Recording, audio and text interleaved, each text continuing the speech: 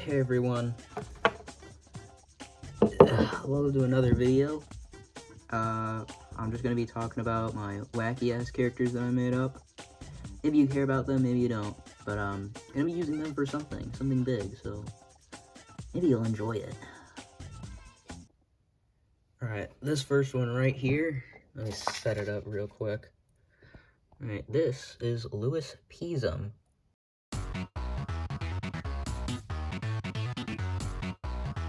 And, right away you can already tell he's based off the pea shooter from Plants vs. Zombies, because, the kind of series I want to make is based off of Plants vs. Zombies, because my dumb autistic ass is just way too obsessed with PvZ.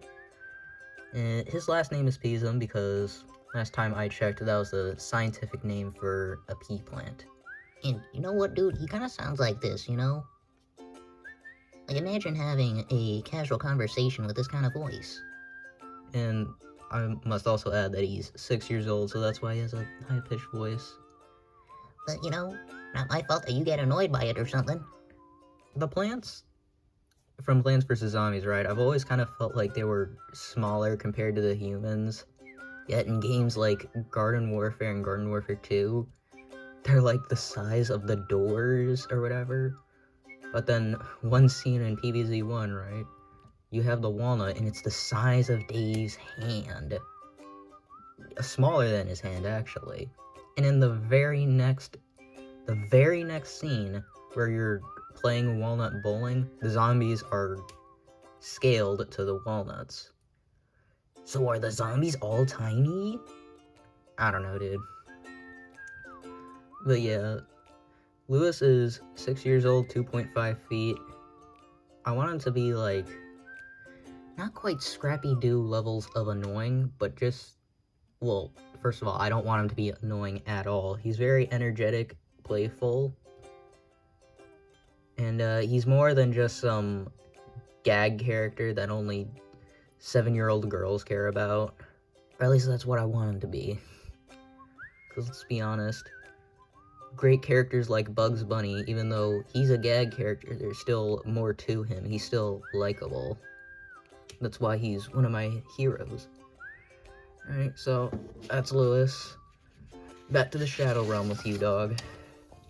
This is his 12-year-old brother, Ivan Peasum. So the maximum that I want the plants to be is 4 feet, right? Because I still want them to be smaller compared to the humans. Now, as you can see, he's an Ice Pea. And another thing you might notice is that I gave him this Mickey Mouse / Sonic type of muzzle, which I did that to not only highlight their mouth area, but also because if you look at them from a side view, you can't see them, or at least in 2D, from a side view, you can't see them smile or frown. So if they're smiling or frowning from a side view, this could go up or this could go down, right? So he's a little bit lankier than Lewis, but not to an insane degree. I also have a little bit of muscle definition, but not too much. Because not only is he 12 years old, but it's just not necessary to have a ton of muscle definition. At least for him, in this current form. Now what he's going to be, right? He's going to be a little snarky, a little cunning, a bit of a trickster. The thing is, though, is that he's not a total asshole for no reason. So he's only like that towards people who kind of deserve it. Yeah, that's really it. Just imagine Maekawa Sonic, but actually, he's nothing like a Maekawa Sonic, only snarky. That's the only thing they have in common. A little snarky, might I add. Alright, next character. So this is Clarice. Let me just... Alright, staying up, perfect. So, she is, of course, the sunflower. I gave her what are supposed to be red knee pads, but it's not colored in, inspired by Raphael from TMNT. The gloves are also going to be red, and I gave her this kind of mouth it's supposed to be yellow, right? Not yellow lips, but a yellow mouth area, inspired by the Battletoads. And I think I really like the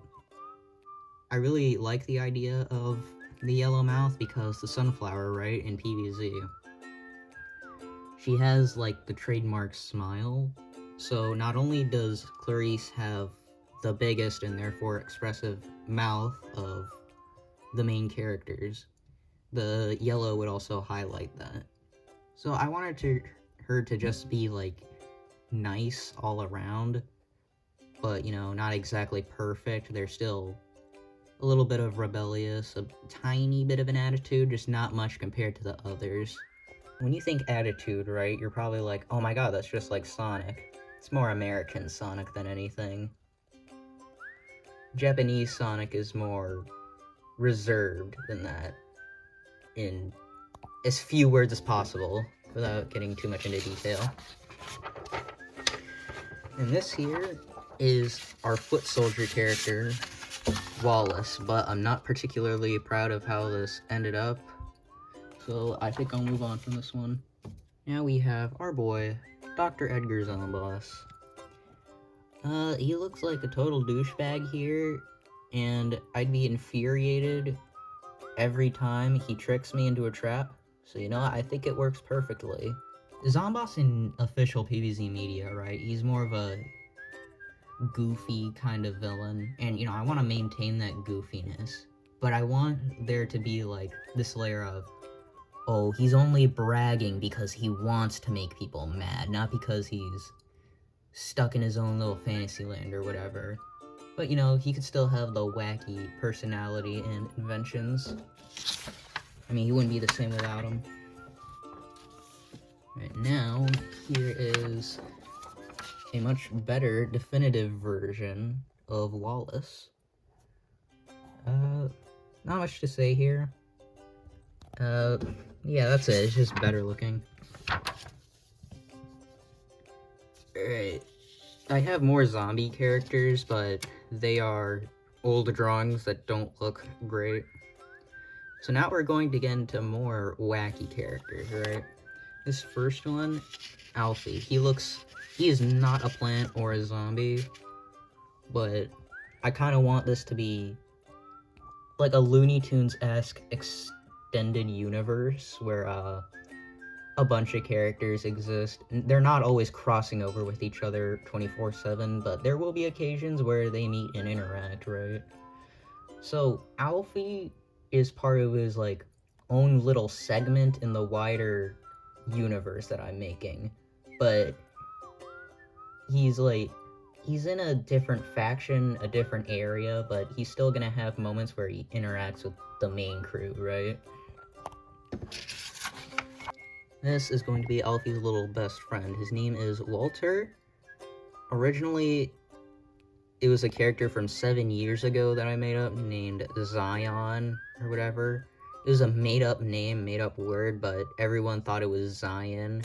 I was like, no, that's too weird. And also, he had a much more basic design where he was just a ball, but with limbs and arms. Kind of like Rystar, except not as good of a design. A couple years ago, I decided to experiment with his body shape.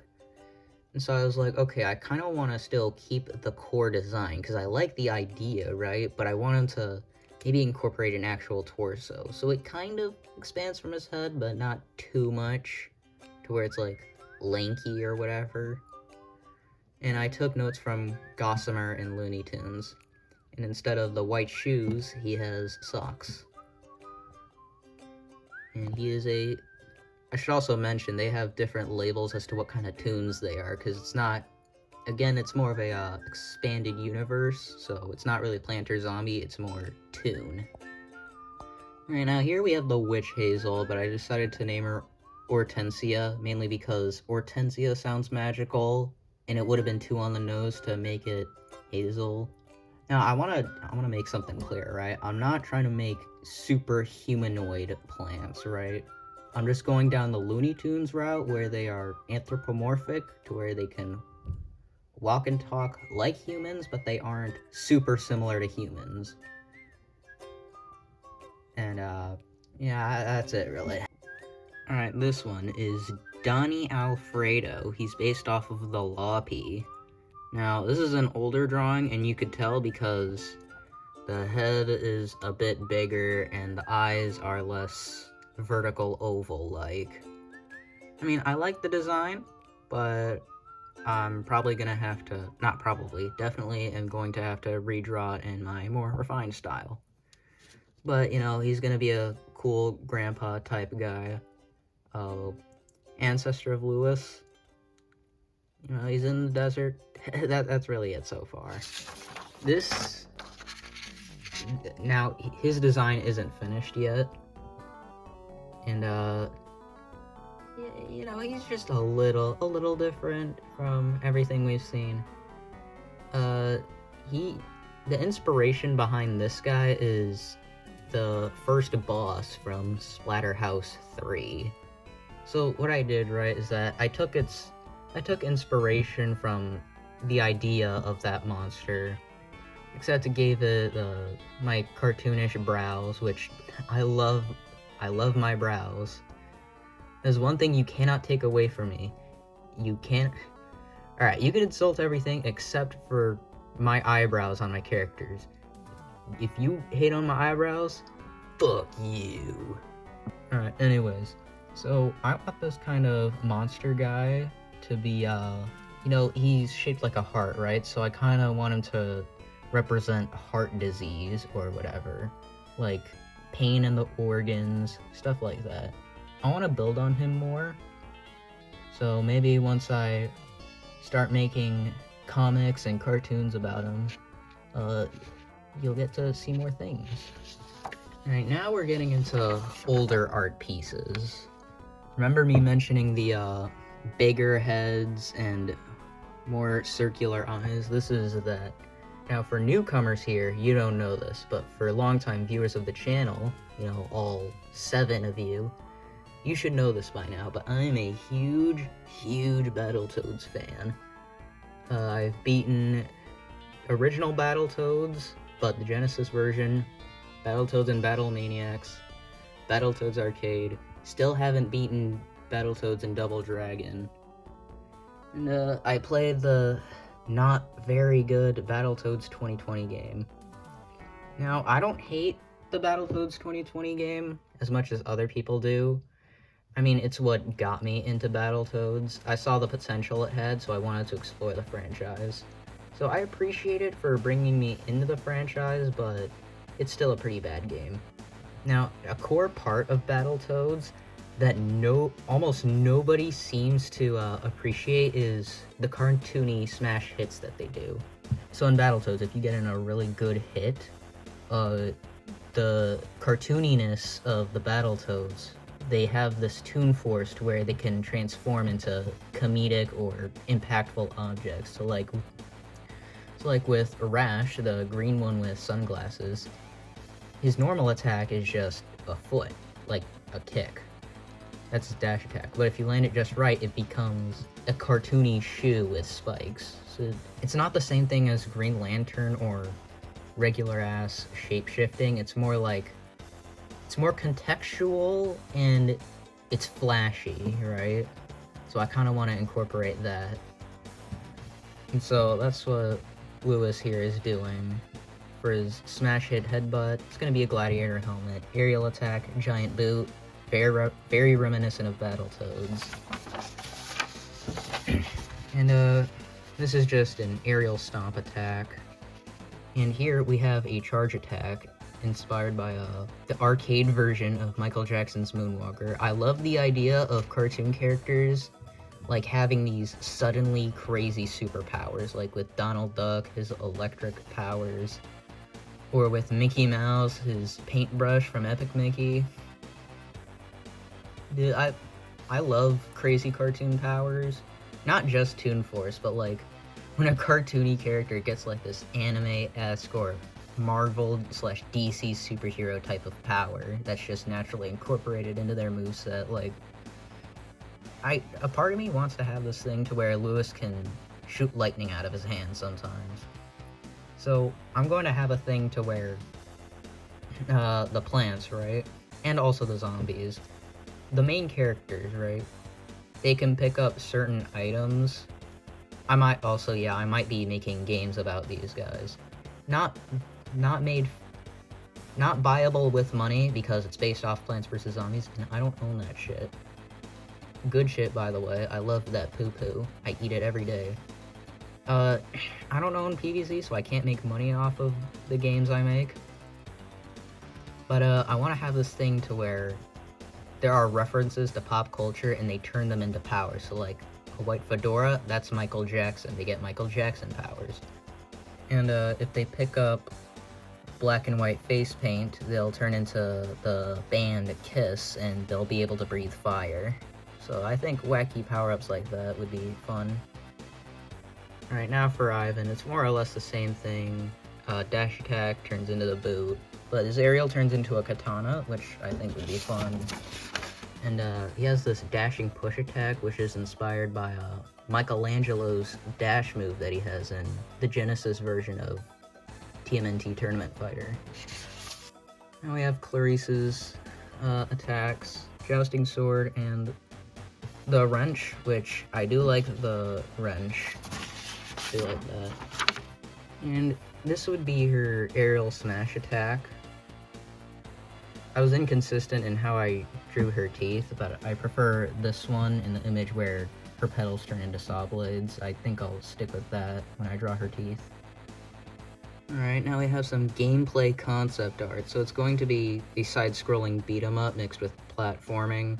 So this is the isometric control stuff showing. You can go down this axis, you can jump, but also there's combat. Pretty basic stuff. Alright, now here's some more concept art, but this one's weird, just like the other monster guy I showed you. So I love it when there's a contrast of, like, the characters contrast each other in the sense that these guys look like they shouldn't be in the same universe as Ivan over here. So he's on an alien planet, right? These are the aliens. His legs look weird. I tried to incorporate weird mutations with chicken legs, but it looks weird in the wrong way. Let's move on. This concept art is starring Charles the Chomper. I don't have a refined image of him or drawing, so that's why he didn't appear up until now. You know, it's gameplay concepts, like multiple pathways. The lower pathway is going to be slower, top pathway is more risky, but is faster, inspired by the classic Sonic games. Alright, now this here is one that I really like. It's Lewis on... Well, he's trying to stay on the jet, but he's not doing so well. I like crazy cartoon scenarios, like in the Looney Tunes movie, Looney Tunes Back in Action. There's that scene where Bugs is just flying out the car hanging on, like, just crazy bullshit like that. I love it. So here we have another piece of concept art. There's a very tall alien woman who has insane powers. I haven't decided what her abilities are yet, but this would be an episode or issue where they're on Neptune or whatever, right? And this all spawned from a joke that my friend Dante and I had. So you know how in the real world there's stuff like racism or whatever, but then the conversation will occasionally become, man, I love Asian girls, or man, white girls, the bane of my existence, they're my weakness, bro. Latinas, I can't get enough of Latinas. We did that, but with aliens on different planets. So, like, Martians. I hate the Martians, dude. The people from Mars suck. Or, like, Neptunian girls. Man, those Neptunian girls gonna make me act up. So that's what this is. But, again, I love the contrast between her and the super toony characters who don't really care. Not because they're asexual or whatever you want to come up with. It's none of that. Well, because Ivan is 12 years old, right? But I don't want him to be attracted to every conventionally attractive woman ever. I feel like if he gets into a relationship, it has to be with a very specific person or whatever, you know? And Lewis, he's 6, he's too young to care. Moving on. Alright, now this one I really like. It's a super form for Ivan. They're all gonna have super forms, the main characters. Why? Because it's awesome. The super forms are inspired by Sonic, but I know that Sonic got it from Dragon Ball Z. So, the more I hear about it, the more I kind of want to be like, you know, I should watch the original Dragon Ball and Dragon Ball Z series. And so, on the back, we have Darkstar Ivan, which is inspired by Darkspine Sonic. But let me clarify, just like Darkspine Sonic, this is not an evil form. It's more of a form that it draws its power from the anger and sadness that the person feels. Alright, now this is a unique one. Well, first of all, it has color. But also, this is yet another older drawing, you can tell because of the proportions, with three characters I haven't presented in this video. That's Cashews, the cactus. That's a name from many years ago. That's Max, the melon. That's Crazy Dave Pot. And that's Charles the Chomper. He's got his shiny cleats. And so this is made to be like a poster or whatever. And that's the logo that I came up with. I do like the logo, will admit. But maybe it's a bit too reminiscent of TMNT. Maybe. Now I want to end this video with things like stuff I'm gonna do with the series, right? I want to make games, comics, a show. And here's how that's gonna work, right? The characters, first off, the swearing issue. My kind of show is more like a rated E for everyone, not baby show, not adult, not teen, E for everyone. It appeals to everyone, right? Age group wise. If you appeal to everyone in the other way, you appeal to nobody. So the way it's gonna work, right, is that they're not really gonna swear, but well, they'll swear sometimes, but it's not gonna be like the F-bomb or the N-word, stuff like that. It's more gonna be something like damn, shit, or hell. They'll say shit very rarely, and the other two occasionally. Not because, like, swear words or slurs are the bane of humanity or whatever, but, like, I just don't find it necessary, you know?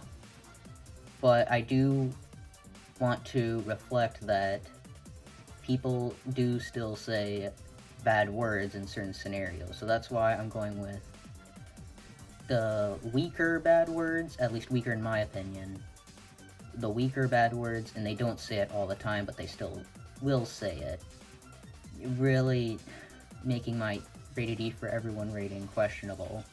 And also I want to have a thing where the zombies aren't totally evil, they just aren't with the plants or humanity, right?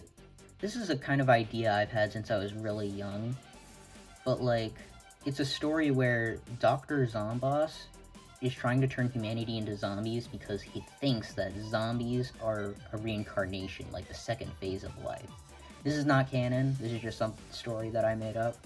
So maybe that could be why the plants aren't necessarily with the zombies, or the zombies aren't with the humans.